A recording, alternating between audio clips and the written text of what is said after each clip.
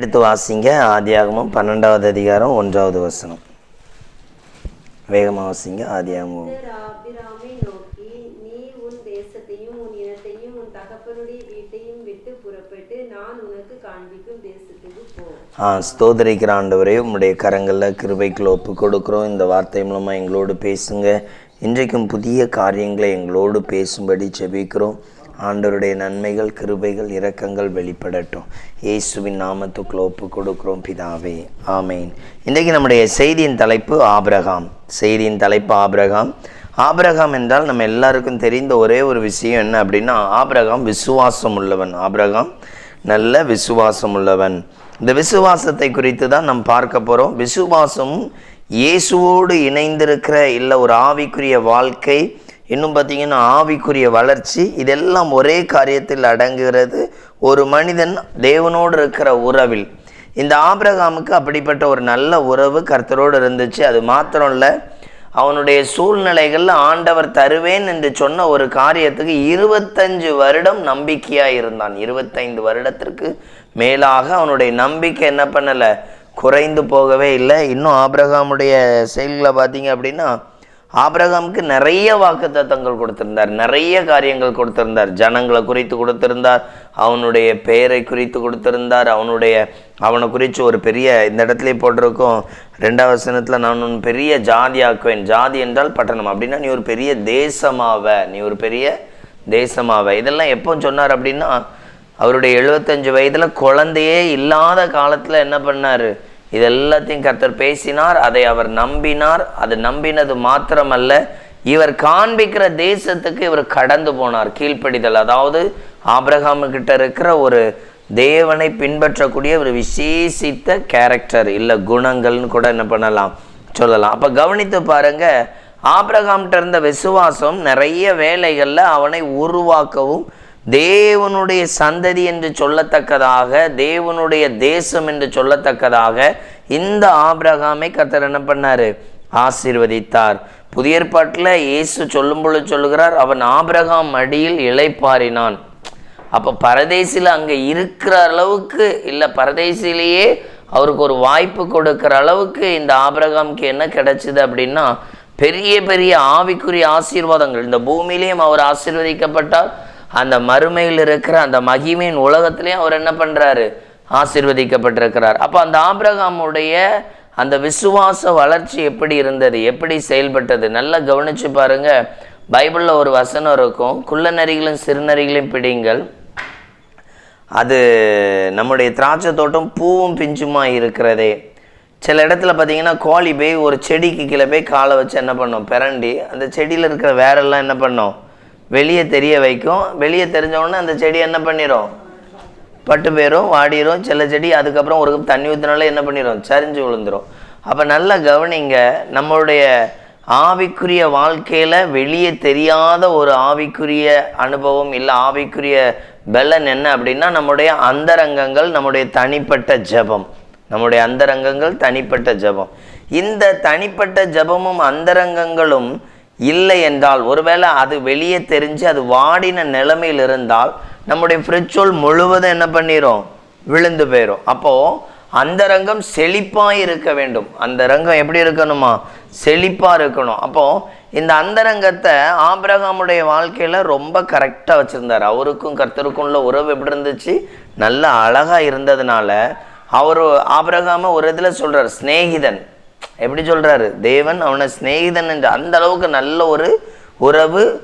அவருடைய சந்ததியில் இயேசு கிறிஸ்துவே என்ன பண்ணார், பிறந்தார். அப்போ நல்லா கவனித்து பாருங்க, நம்ம வாழ்க்கையில் இந்த அஸ்திபாரமாய் காணப்படுகிற, நாம் ஒரு மரமாய் இருக்கிறோம் என்றால், இல்லை ஒரு செடியாக இருக்கிறோம் என்றால், நமக்குள்ளே இருக்கிற வேர் வெளியே காணப்படத்தக்கதாய் இல்லை வாடின நிலையில் இருக்குதா, அது செழிப்பாக இருக்குதா, அந்த அந்தரங்கத்தில் இருக்கிற ஜெப வாழ்க்கை, அந்தரங்கத்தில் இருக்கிற ஃபெல்லோஷிப் ரொம்ப செழிப்பாக இருந்தால், லைஃப்பில் ஃப்ரிச்சுவல் வாழ்க்கை எப்படி தான் இருக்கும், செழிப்பாக இருக்கும். ஒன்று. அடுத்தாப்புல பார்த்தீங்க அப்படின்னா, நம்முடைய இருதயத்தில் கசப்பு, இருதயத்தில் வெறுப்பு, இருதயத்தில் யாரோருக்கு மேலே ஒரு கவலை இல்லை, இருதயத்தில் நம்ம வீட்டு சூழ்நிலையே கொண்டு தூக்கி அதில் கொண்டு வச்சிட்டாலும் கூட நம்முடைய ஆவிக்குரிய செழிப்பை இழந்து போவோம். ஆவிக்குரிய இயேசு கவலைப்படாதிருங்க அப்படின்னு ஏன் சொல்கிறார்? நீ கவலைப்பட்டா ஜெபம் ஆரம்பி, ஜெபத்தை என்ன பண்ணிடுவ, விட்டுருவ. ரீசன் கேட்டால் என்ன சொல்லுவ? எனக்கு 1000 பிரச்சனை வந்துட்டு. ஏன் ஜெபம் பண்ணலை? 1000 பிரச்சனை வந்துட்டு. சில ஆள்கிட்ட சொல்லுவேன், ஏன் ஜெபம் பண்ணலை? எனக்கு இப்போ இந்த வேலைக்கு போனதுலேருந்து ஒரு இடம் திரும்ப முடியல, ஒரு இடம் என்ன பண்ண முடியல, திரும்ப முடியல. அப்போ நம்ம இருதயத்தில் கவலைகள் உள்ளே போனாலும் இந்த ஆவிக்குரிய வாழ்க்கைக்கு கஷ்டம் வர ஆரம்பிச்சு. அதனால தான் ஏசு சொல்கிறாரு, கவலைப்படாதீங்க, நிறைய ஆசைப்படாத, அதுவும் வாழ்க்கையில் என்ன பண்ணிடும், விழத்தள்ளிடும். ஒரு முறை ஒரு நபர் வந்து ஒரு இடம் வாங்கியிருக்கிறார், பக்கத்தில் ஒரு இடம் இருக்குது. அப்போ சிலர் சொல்கிறாங்க, லோன் போட்டு என்ன பண்ணுங்க, வாங்கிடுங்க அதையும் சேர்த்து. இப்போது அவருடைய வாழ்க்கையில் பார்த்தீங்கன்னா கடனே இல்லாதவருக்கு கடன் பாரங்கிற ஒரு பெயர் வந்துருச்சு. இப்போது அவருடைய சுமை எப்போதும் என்ன ஓடிக்கிட்டே இருக்கும், நமக்கு கடன் இருக்கு, அதுக்கே என்ன பண்ணோம். அப்போ கவனித்து பாருங்க, அவரால் இப்போ சரியாக என்ன பண்ண முடியாது, ஊழியம் செய்யவே முடியாது. ஆண்டவருக்கு செய்யக்கூடிய அந்த காரியங்களில் அவர் என்ன பண்ணிடுவார், தளர்ந்துருவார். சரி, பைபிள் அதை அக்செப்ட் பண்ணுதா? இயேசுடைய பிள்ளை நீ கடன், ஒருவேளை இன்னைக்கு நைட் வந்தால் நம்ம யாரெல்லாம் போவோம்? ஏசு இன்னைக்கு நைட்டு வந்தா, அப்போ நம்ம ஆவிக்குரிய வாழ்க்கை, அதாவது நம்ம ஆவிக்குரிய செழிப்பை இழக்க எந்த காரியத்தையும் தொடக்கூடாது, அது நமக்கு ஆபத்தே. ஆவிக்குரிய வாழ்க்கையை இப்போ ஆபிரகாம்கிட்ட போய் ஒருத்தன் சொல்கிறான், இதெல்லாம் வச்சுக்கப்பா உனக்கு தான். அவன் சொல்கிறான், நான் உங்ககிட்ட வாங்கினா நீ தந்த ஆசீர்வச்சிருக்கோம், எனக்கு கர்த்தர் தந்தா என்ன பண்ணும், போதும்னு சொல்லிட்டு போகிறான். நம்மக்கிட்ட ஒரு ஆள் அப்படி தந்தா என்ன பண்ணும், கும்பிடு ஓட்டுக்கிட்டு ஸ்தோத்திர ஆண்டவரை கர்த்தர் என்னை அளவில்லாமல் ஆசீர்வச்சார்னு என்ன பண்ணுவோம், சொல்லுவோம். ஆனால் அந்த காரியங்கள், அதான் ஆபிரகாமுடைய விசுவாசங்கிறது வெறும் செழிப்பான வாழ்க்கை மாத்திரம் இல்லை, அவன் எதை பெற்றுக்கொண்டாலும் அதை எங்கேருந்தான் பெறணுமா, கர்த்தர்கிட்ட இருந்து, ஆண்டவரிடத்துல இருந்து. அப்போ அந்த அளவுக்கு அவன்கிட்ட என்ன பண்ணியிருக்கு, காணப்பட்டிருக்கு. அதனால தான் ஒரு அந்தரங்க வாழ்க்கை இல்லை, அந்தரங்க ஆவிக்குரிய வாழ்க்கைங்கிறது ஒரு வெளித்தோற்ற செழிப்பே அந்த இடத்துல தான் இருக்குது. நம்மளுடைய ஃப்ரிச்சுவல் தனிப்பட்ட ஜப வாழ்க்கை எவ்வளோ ஸ்ட்ராங்காக இருக்குதோ அதன்படி தான் வெளித்தோற்றமான வாழ்க்கை என்ன பண்ணும். இப்போ ஒரு ஆளை வந்து ஜெபிக்க கூட்டிருக்கிறாங்க, அப்போ என்ன பிரச்சனை, அங்கே ஒரே பிசாசு போராட்டம். அவர் என்ன சொல்கிறாரு, இன்னும் இடத்துக்கு கூட்டிட்டு போங்க சரியாயிரும். அப்போது இவர் ஏன் அப்படி சொல்கிறாரு, இவரிடத்துல ஆவிக்குரியதில் எப்படி தான் இருக்குது, பலன் குறைந்ததாக இருக்குது. ஒன்று ரைட்.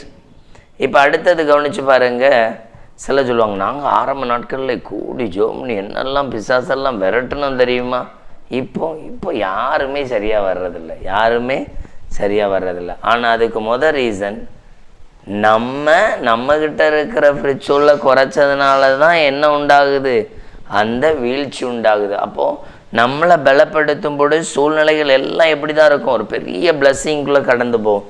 அப்போ கவனிங்க, ஆபிரகாமுடைய விசுவாசம் இல்லை ஆபிரகாமுடைய கீழ்ப்படிதல் அவ்வளோ நேர்த்தியாக இருந்துச்சு. ஆண்டவர் சொல்கிறேன், நான் காண்பிக்கிற தேசத்துக்கு என்ன பண்ணு போ. ஆண்டவர் இன்னைக்கு நமக்கு அப்படி ஒன்று கொடுத்துருக்கிறார், வேதத்தின்படி நடக்க ஒன்று என்ன பண்ணு, ஆயத்தப்படுத்து. வேதத்தின்படி நடக்க ஒன்று என்ன பண்ணு, ஆயத்தப்படுத்து. ஆனால் நம்ம வேதத்தின்படி நடக்கிறதுல எப்படி தான் இருக்கிறோம். ஆபிரகாமுக்கு சொல்கிறார் காண்பிக்கிற தேசம், நமக்கு சொல்கிறார் இந்த வேதத்தின்படி என்ன பண்ணு நட. நாம் வேதத்தை விட்டுட்டு மற்ற என்னெல்லாம் கொடுத்துருக்கோ அது எல்லாத்தையும் கரெக்டாக என்ன பண்ணிடுவோம், கடைப்பிடிச்சிருவோம். அப்போது அந்தரங்க ஆவிக்குரிய செழிப்பை இழக்க ஆரம்பித்து விட்டால் தேவனோடு இருக்கிற அந்த பிரசன்னமும் நமக்கு என்ன உண்டாகுது, குறைந்து போகுது. ஏன்னா அந்தரங்க செழிப்பு, நான் வந்து அந்தரங்கத்தில் ஒரு 2 மணி நேரம் 1 மணி நேரம் ஜெபம் பண்ணுறேன், பைபிள் வாசிக்கிறேன், இதெல்லாம் முடிச்சுட்டு நான் கடந்து போகும்பொழுது, தெய்வ சமூகத்தை விட்டு கடந்து போகும்பொழுது எல்லா இடத்துலையும் அந்த பிரசன்னம் என்ன பண்ணும், காணப்பட்டுக்கிட்டே இருக்கும், ஒரு மகிழ்ச்சி இருந்துக்கிட்டே இருக்கும். இல்லை நான் அதை வந்து என் வாழ்க்கையில் இந்த அந்தரங்கம் குறையும் பொழுது என்ன உண்டாகணும்னா, யாராவது ஒரு ஆள் ஒரு காரியம் சொல்லும் பொழுது கோபம் வரும், யாராவது ஒரு காரியம் சொல்லும் பொழுது எரிச்சல் அடைவோம், யாராவது நம்மளை திட்டின உடனே ஓன்னு ஏதோ உலகமே அழிஞ்ச மாதிரி என்ன பண்ணுவோம், ஃபீல் பண்ணி அழ ஆரம்பிச்சிருவோம்.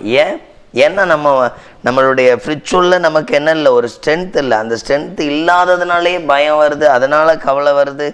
ஆபிரகாம் பார்த்தீங்க அப்படின்னா 100 வயசு ஆக போகுது.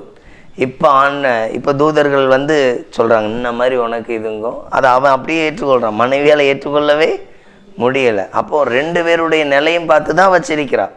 நானும் வந்து பாட்டி ஆயாச்சு, அவரும் தாத்தாவாயாச்சு, இனி போய் நாங்கள் எப்படி குழந்தை பிறக்கும் எங்களுக்கு அப்படின்னு.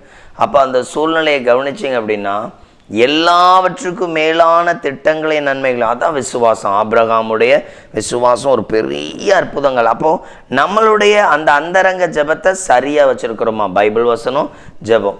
இங்கே ஒரு ஆளுடைய வாழ்க்கையில் அது வளர்ச்சி எப்படி கரெக்டாக கொண்டு போகிறாரு அப்படிங்கிறத பார்க்க போகிறோம். எடுத்துக்கொள்ளுங்க 1 பேதுரு 5வது லூக்கா 5வது அதிகாரம் 5வது வசனம். லூக்கா 5:5.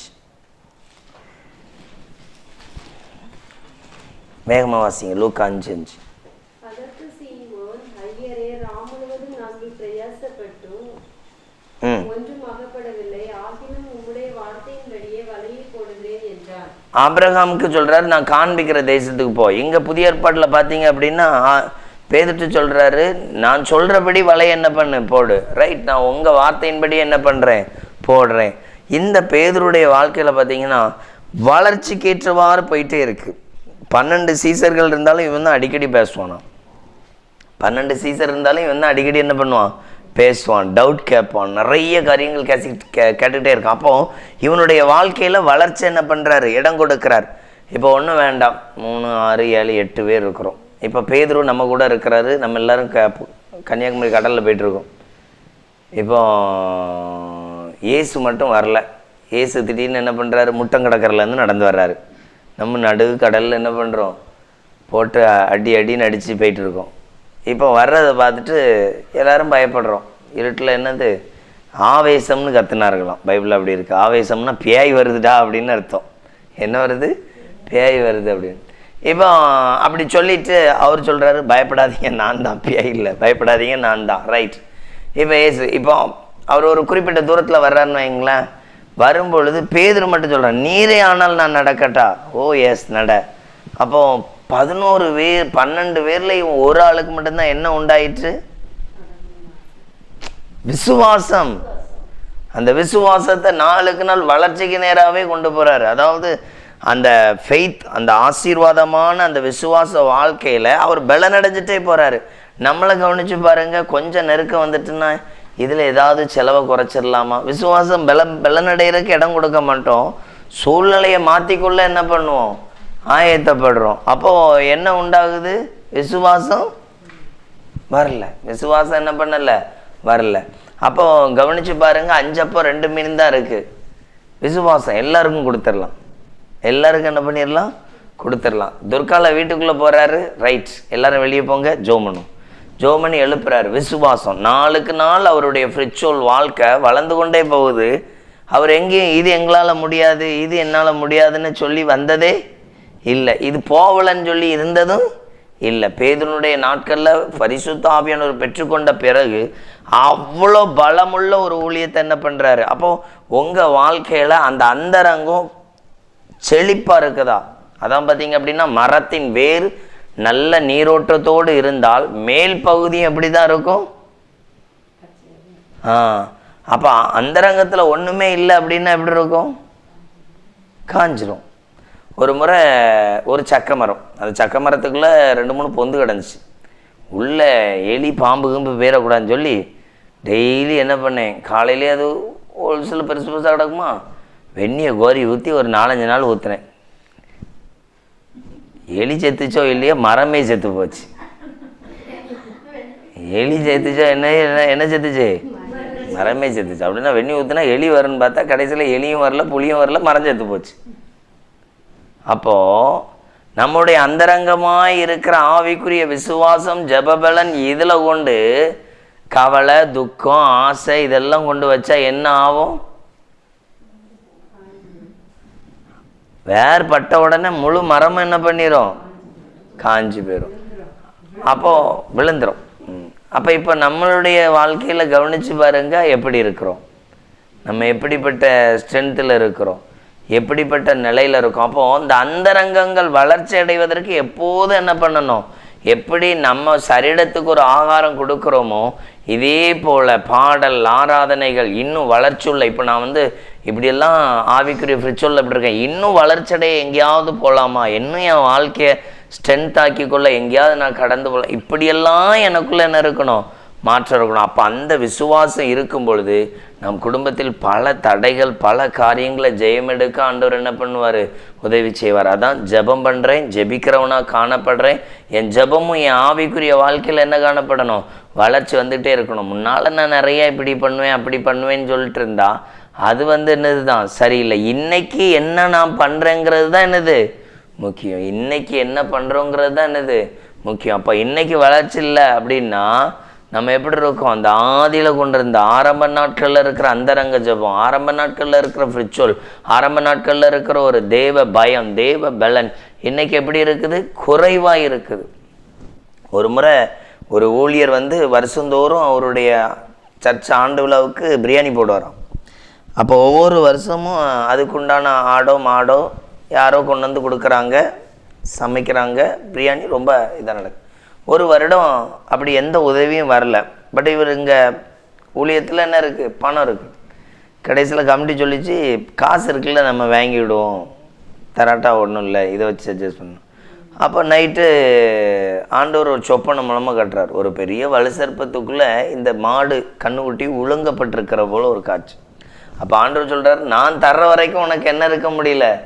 காத்து இருக்க முடியல. நான் தர்ற வரைக்கும் என்ன பண்ண முடியல? நிறைய வேளையில் கடன், சில ஆசைப்பட்டு சில பொருளை லோன் எடுக்கிறது, இதெல்லாம் என்னது? என்ன அர்த்தம்? காத்து இருக்க முடியல. ஆண்டவர் தந்தா அது லகுவாக இருக்கும், கஷ்டம் இருக்காது, பாடு இருக்காது. ஆண்டவர் தராமல் எடுக்கிற எதுவுமே என்ன இல்லை? ஆசீர்வாதமாகவே இல்லை. அப்போ கவனிச்சு பாருங்க, எத்தனை இடத்துல நம்ம வீட்டுக்குள்ளே இருக்கிற பொருளோ நாம் வச்சிருக்கிறதோ சித்தம் இல்லாமல் உள்ளே இருக்கும். சில காரியங்களும் சொல்லிட்டோம், சோமணி தான் இதை என்ன பண்ணோம், இது இன்னும் வசனத்தின்படி எடுக்கணும். இந்த வசனம் இதை அக்செப்ட் பண்ணுதா, ஏற்றுக்கொள்ளுதா அப்படின்னா நம்ம ஏதாவது செய்கிறது தப்பு வருமா, வராதா? வராது. இப்போ வசனம் சொல்லுது, நீங்கள் கடன் வாங்காதிருப்பீர்களாக, அப்படி தானே?